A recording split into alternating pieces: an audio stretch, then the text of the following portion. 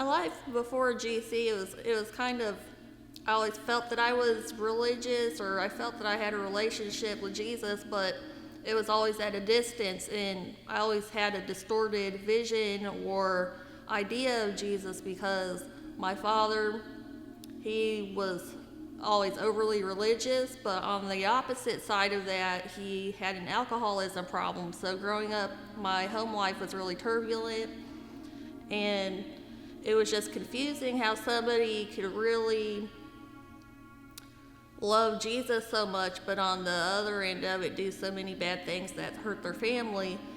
So when I got out on my own when I was a teenager, my husband and I moved here, and I didn't really go to church that often, but I had close relationships with family that lived here, we lived here with. And so in 2007, a year after we moved here, I had a daughter that passed away from a rare birth defect, and it really changed my life forever. And I see it now as kind of a, when those things happen to you, you see it as like, why is God doing that to me? But then if you turn it to the other side, you realize it's happening for a purpose. So shortly after my daughter passed away, my mom passed away 5 months later. So I had all these things that most people are like, why is this happening to me? Why is God doing this to me? And that caused a lot of, depression problems. I closed a lot of people out. I didn't know how to communicate with people. I didn't have a lot of family around. And then a couple of years after that, our only kind of community, my mother-in-law passed away. So then my husband and I, we were here by ourselves, trying to raise my daughter. And we just had a rough couple of years where I didn't have any family, no support. I really needed Jesus, but just like I said, I always kept him at a distance because there was just a lot of hurt in me that I didn't know what to do with. So all of the years of just being isolated, my husband and I, it was just hard on us trying to raise a family on our own. So in 2019, it all came to a head, and we were in the middle of divorcing, and that was really the worst year of my life because it really made me struggle. It made me wonder who I was as a person, as a wife, as a mother, and I wanted to be strong for my children. I wanted to show them that, they could rely on other people, that they could have a sense of community. And I had a friend that she always invited me to come to GC. She wanted me to come, and I was like, no, that's not really my cup of tea. I'd rather just, not do that. But then, as I look back, the struggle that I was on with my husband and my family, it really led me to my relationship with Jesus. It's like all the hard things I went through, they brought me where I'm supposed to be. So in January, I started coming to GC, and I remember the day that I came. Usually when I would go to church, I felt uncomfortable. I always felt like somebody was going to want something for me. It was just like an enlightening experience. I was like, this is where I'm supposed to be. I feel like everyone's like me. They don't judge me. If they did judge me, I probably asked for it. So, and then probably 2 weeks after I attended GC, I got a new job as a special education assistant, and I just feel like all these pieces started getting put back into place. Getting back to the pandemic, so my husband and I, we were living together while we were divorcing, and it was pretty hard, and it tested my faith a lot, but it tested it in a good way. I found myself digging in deeper. I read the Bible a lot. I could relate to the stories. I found comfort in them. And surprisingly, in a time where a lot of people are being challenged to not want to be together, my husband and I reconciled. So, and I credit that a lot to Miss Jessica. I confided in her a lot. And I just prayed along on it. I just asked Jesus, I said, you've already written my story for me. And I know you're the best writer. You paint the best pictures. I'm going to follow your lead. I know you're walking beside me. And I'm going to forgive, because I like to be forgiven. I know I'm not a perfect person, and how could I not forgive my husband when I'm not perfect? So I'm just trying to extend him the same grace I would like. So, and I'm not somebody that I'm going to say my life's perfect now. I have struggles every day still.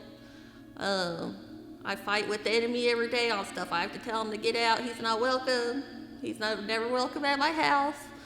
But I know that I'll be okay. I don't really worry about my future in a way that gives me negative thoughts. And I really appreciate Pastor Brandon's messages because I feel like I use them daily and they lead me in the right way. Specifically, he said one time to not lead with emotion. And I feel like as women in general, we like to lead with emotion and then things get out of hand. And I always have to put myself in check, like, think about it, come back to it, and, just talk with God about it a little bit and see where it leads you from there. But the lessons I've learned being at GC have the most value out of anything I've had in my life. I just feel like, I wear glasses literally, but I feel like I have these new lenses that I wear that I've never seen so clearly. And it's just like having my glasses. If I didn't have them, if I didn't have Jesus, I wouldn't be able to see. So I really appreciate the community. I feel like I don't get judged. And like I said, if I was to be judged, it's because I deserve it. So, but I feel like I'm at home when I'm here. And I feel like it's filled my heart up with good, positive thoughts, positive energy, and positive light. And it's just I don't even know what to say at this point. I'm somebody that always knows what to say. But I'm really thankful that, I'm thankful for all the things that somebody might think is a road bump in my life, because it's more like a speed bump. It slowed me down, but it also led me to a new perspective on my life, that I could use it for a purpose, that I could put it towards doing positive things.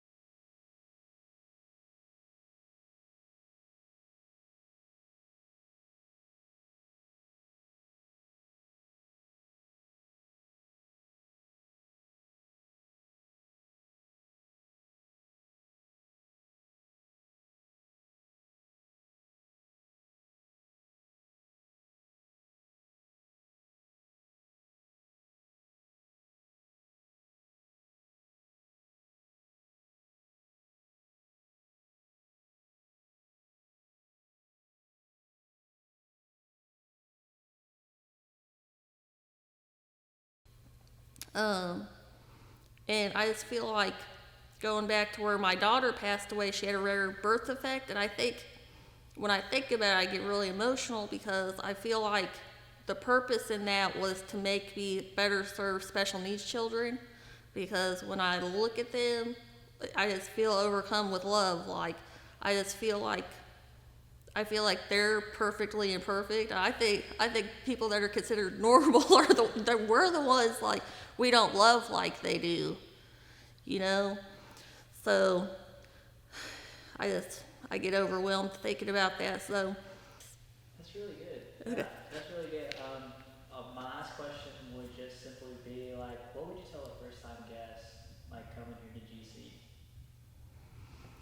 I would tell somebody to just be themselves.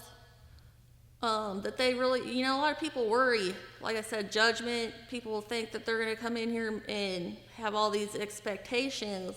And I would just tell them just to be themselves, um, to just be open with who they are because really, our GC family, we love each other for the bad stuff, the good stuff, everything. And I know this because I probably share too much with everybody.